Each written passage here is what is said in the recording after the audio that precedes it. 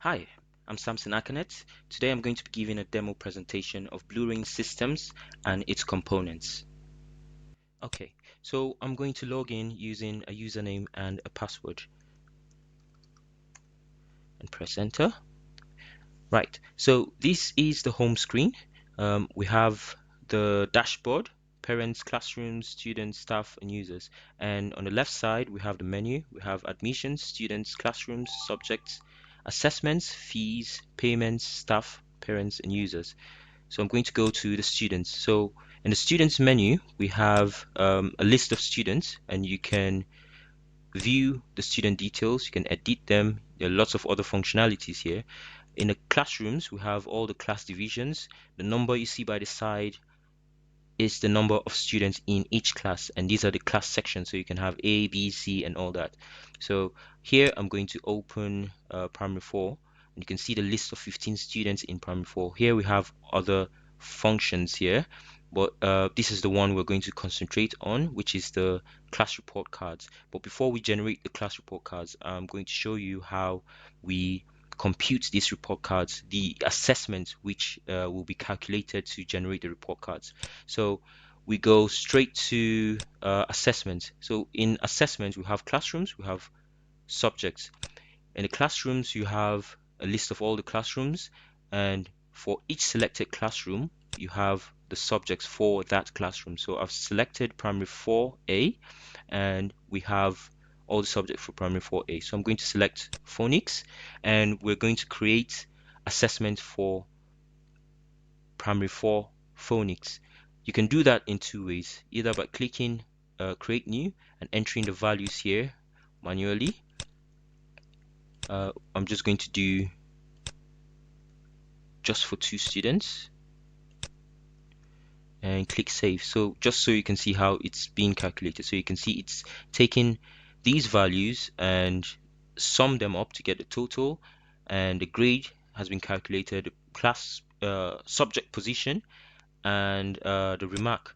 So all this is being guided by a rule which is defined here. So you can see 20, 20, 60. You can change these values as you wish. So it knows that I can't put a value more than 20.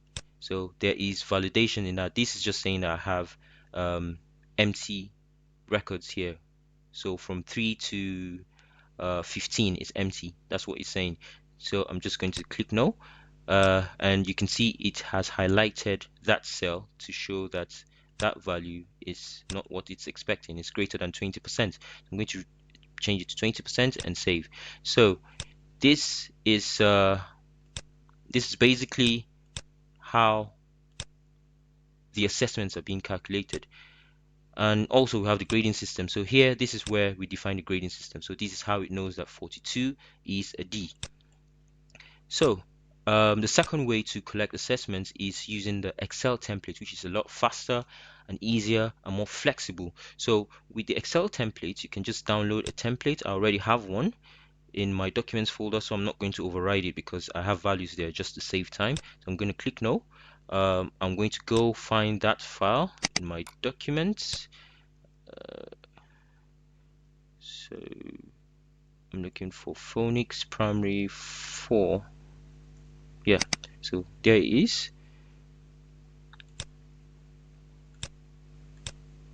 Yeah, so here is phonics primary 4. So this is the file we're looking for, and as you can see, I've already populated values for the first 5 students. I'm just going to add one more.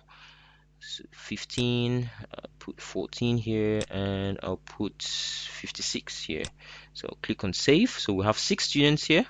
I'm going to close it, close that, and uh, I could delete what we've done before, but let's just go ahead and try to upload this one. So it's just going to realize that we're trying to upload duplicates, and it's going to give us a warning. So yeah, so as you can see, it's stated we have duplicates. So I'm going to remove the previous one we've done and would import this particular one. So as you can see, these are the 6 students with the values of the 6 students in that Excel sheet. just ignore that. If I click on save, okay, it's warning me about the 9 empty records here again. So I'm just going to say no, and it's going to recalculate everything. So as you can see, it has recalculated the totals and given the grades just as we did manually. So this is how the assessments are being calculated and generated, and the grades are being generated. So I'm going to close this, and so basically the process is to do this same thing for all the subjects. For primary 4 we do all the subjects, primary 5 do all the subjects, and then once everything is done, we can now generate report cards. So I'm just going to go to primary 4, and we will generate report cards for primary 4. So to generate report cards, there are some few functionalities here. Here we have skills and behavior. It's already populated, so I'm not going to spend much time here. Class attendance, it's already populated here, so we're not wasting much time here. And report card type, I'm going to talk more on this. It's just basically the type of report card you want. Is it a grade based or a position based? Then the academic term, this is the current academic term. So I'm going to go ahead and generate report cards.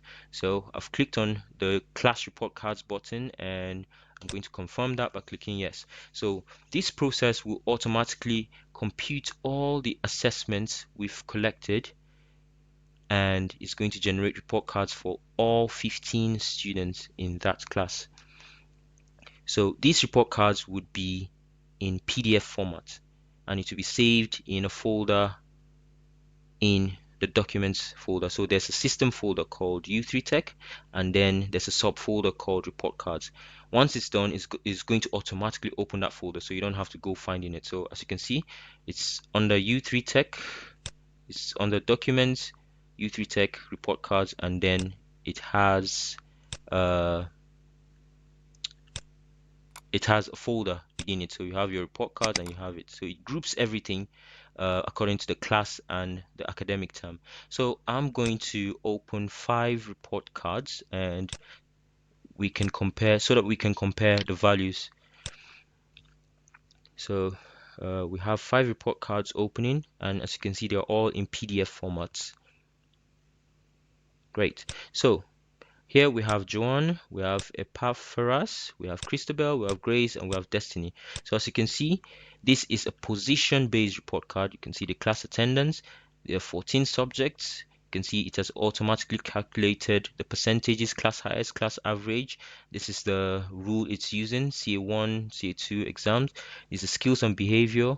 And here, this is the interesting part. So here, it automatically analyzes the results and gives a comment, a personalized comment, because as you can see, it's referencing the name of the student. So Joan performed excellently in writing. I believe she can do better in creative arts. Stay focused. So if we take a look at writing, writing is her highest, which is 95, which is an A, and her lowest is creative arts, but she didn't fail, so it's just saying I believe she can do better. So that's creative arts, which is her lowest, and it's a D.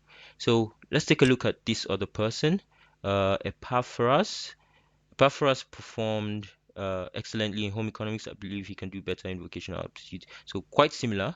Christabel, um, yeah, Christabel performed excellently in mathematics. However, she performed poorly in vocational aptitude. Try harder next term. So if we take a look at vocational aptitude, which is her lowest, um, yeah, it's an E, so close to a fail. So which is why it's saying she performed poorly. So the whole point of it is it gives customized, personalized comments on the results. So basically, all the teachers need to provide is CA1, CA2. If there's CA3 and CA4, you provide it, exams, and that's it. Everything else is automated. So the total is automatically calculated, the grade, the position, the remarks, the comments are generated. Even this one too, it's stated somewhere, and it's gotten uh, based on the grade of the student, the general grade. That's the head teacher's remark. And then we have a scanned signature, and this resumption date is also set. So this is the report card in a nutshell.